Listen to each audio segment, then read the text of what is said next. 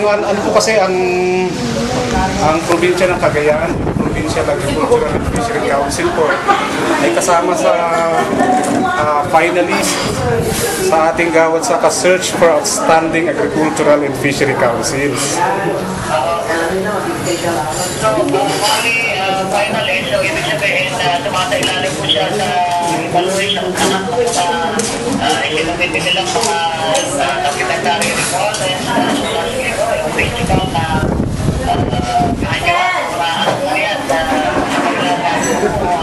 Opo.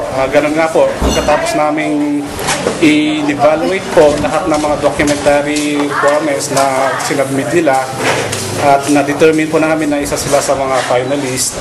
Kaya po kami pumunta dito sa Cagayan para i-validate po kung ano nakalagay sa documents nila kung totoo.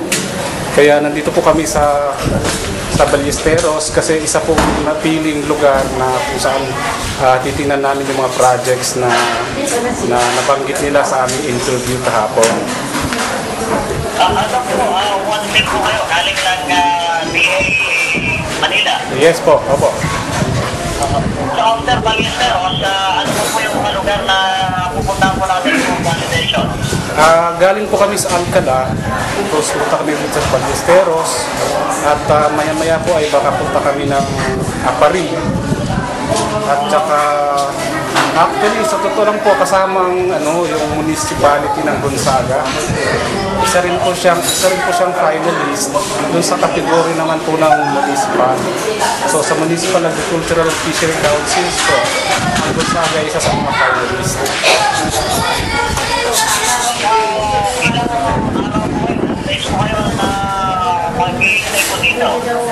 Bali 5 araw po hanggang uwi po kami ng Sabado ng umaga.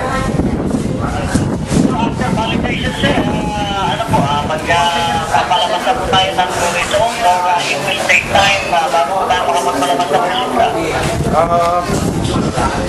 Ang aming projected time po ay mga siguro malalaman ang result by September at ang awarding po by October. Sige po, maraming salamat and we hope you extend sa lalawigan ng Cagayan. Yeah, salamat din po at medyo natutuwa kami sa amin nakikita at gagawin po namin lahat ang namin kakaya para mai-present sa ating Board of Judges kung ano ang kalalagayan ng probinsya ng Cagayan sa Gawad Saka Search for Outstanding AFCs na ito. Sige po, maraming salamat. Salamat po. Bye-bye. Ay, kasamang Kadel ba? Para sa karagdagang detalye, meron para rito ang kaibigan na mga gusto rin magdagdag doon sa nasabi ni Sir Cyril. Okay? Okay pa? Okay. Ipapasok ko sa kanya ang microphone and then you may ask additional information kay Sir Ed. Si Sir Ed. Kasamang Kadel, si Sir Ed.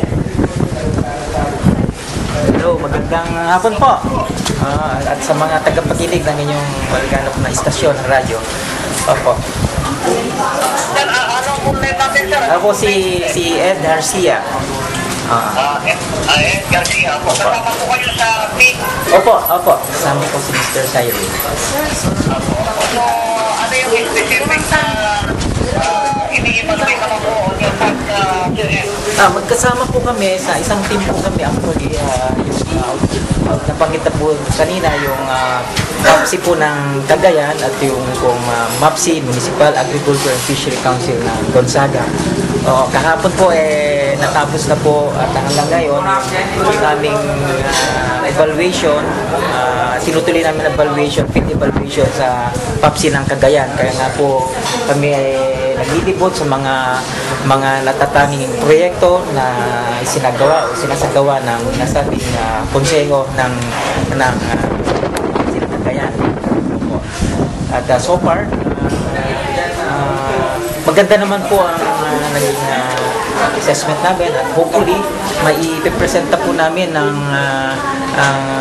resulta ng aming evaluation sa darating na pagpupulong ng Board of Judges gagawin sa Setyembre pa po naman.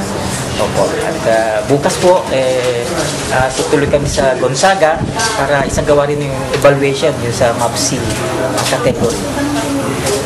So, Ilan po yung entry ng Cagayan na ini-evaluate nyo po sa inyong mananatili dito sa lalawigan po ng Cagayan? Opo. Come again? Ilan po yung entry ng Cagayan na ini-evaluate nyo po as of this time? Sa amin pong committee, dalawa po yung hinahandle namin. Pero ang entries po ng Cagayan ay 10. Ang finalist na pumasok sa national po. At yan po ay sa iba't ibang kategorya. So bali yung 8 pong kategorya ay iba po namang grupo yung nagsasagawa ng evaluation.